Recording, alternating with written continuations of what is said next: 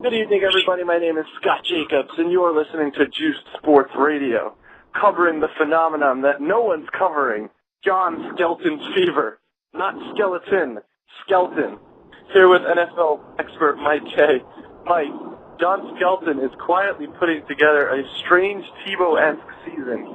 He's 4-1 this year in his starts. He's 5-1 when he's taken the majority of starts. The Cardinals have won a handful of overtime games under his leadership. All the guy does is win, but no one talks about him. Probably because he's not in the AFC West. The Cardinals can't win the division. They're a long shot to make the playoffs. But Arizona started out 1-6, and they are 6-1. They have a fighting chance to actually make the playoffs if Detroit chokes down the stretch. Mike, John Skelton Fever, catch it?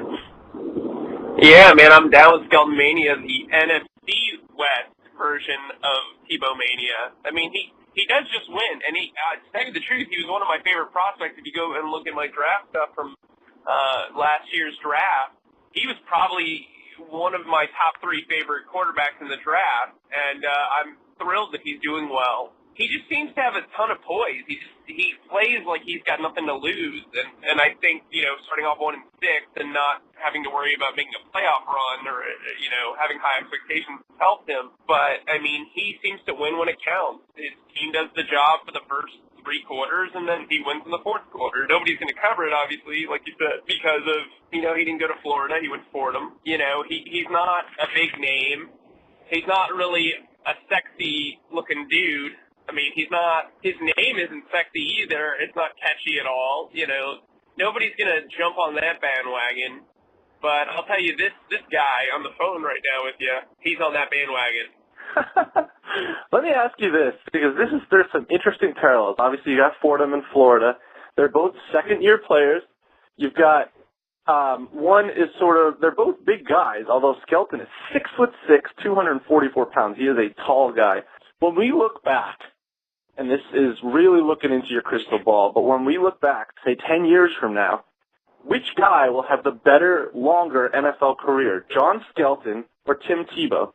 I'd say Skelton because he's likely to be a backup for most of his career, and that'll prolong his career. But successful-wise, I'd say Tebow. I mean, I think that Tebow is doing all he can to get the Broncos to the playoffs. I don't know if Arizona's going to get to the playoffs this year. It seems like a pretty long shot. But some of the games that he's won, I mean, it's been incredible, like what he's doing. And you know what? He should get the opportunity to compete for the starting job next year.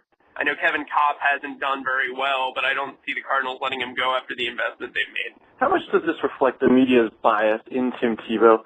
I mean, as we said, you've basically got Tim Tebow West in Arizona, even though the Broncos are West too. But you've got, Skelton doing some great things for the Cardinals. And, yeah, he looks shaky throughout the first 3 quarters. He's definitely more of your conventional quarterback, but he's got the tools you look for in a quarterback. He probably can be coached up. Tebow's got more of the intangibles and this and that, but it seems to me that the media has been in a love-hate relationship with Tebow, not just because he was a successful college quarterback, but because of his religion and the book he put out and the hospital his foundation started and this and that and the mission trips. Skelton doesn't have any of that. If John Skelton had Tim Tebow's repertoire in terms of what he's done out off the field, would we be talking about this guy the same that we're talking about Tebow right now? I'm not sure. Just because like I said, he went to a smaller school. You're never going to hear, this guy was John Skelton's roommate in college, like the Eagles game this week when Riley Cooper went in. They were like, oh, Riley Cooper, Tim Tebow's roommate in college. You're not going to hear that. It doesn't. Yeah. And he's throwing to Larry Fitzgerald, but outside of that, there's no real huge names. I guess Early Doucette is like the biggest name on that team outside of him. And he's getting it done. And the defense has played much better, but they're not the Denver's defense that has played lights out outside of the Patriots and Lions games this year. So I think that Tebow gets a lot of his publicity because he doesn't just throw, but he runs. And I think it's the way he wins games. Skelton threw a beautiful pass to Larry Fitzgerald to get them in field goal range to win that game in overtime. In overtime, but you're expected to do that as a quarterback. The way Tebow runs in to score the final touchdown is just, I guess that adds to the drama because it makes the play a little bit longer. Definitely. You look at Skelton's numbers, 313 yards this week, 60.9% completion percentage, 1 touchdown, 1 pick. He's had some ugly games. In San Francisco, he threw 3 picks. In a win over the Rams, he threw 2 picks. In their crazy game against the Eagles, he threw 2 picks. But the guy has shown flashes. Does he deserve the chance to compete with Cobb next year, assuming they keep Cobb, for Arizona's starting position? And can he win outright, given a training camp? I believe that, Cobb has struggled mainly because he's in, I mentioned this numerous times, I think he's in the wrong style offense, and you think Whisenhunt needs to cater to him as far as how they run their offense. He's more of a West Coast quarterback. They're not running a West Coast offense. I think an offseason under Cobb's belt will make him better. I listened to an interview with Larry Fitzgerald yesterday who agreed with that sentiment. I think Skelton could win it. He's been in that system. Well, next year he'll be in his 3rd year.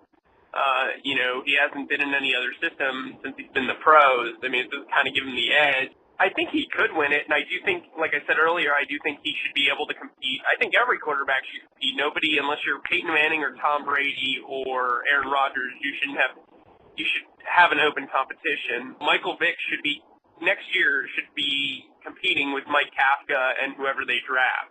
Matt Castle should have to compete with whoever Kansas City brings in if he even stays. But I think Skelton could win.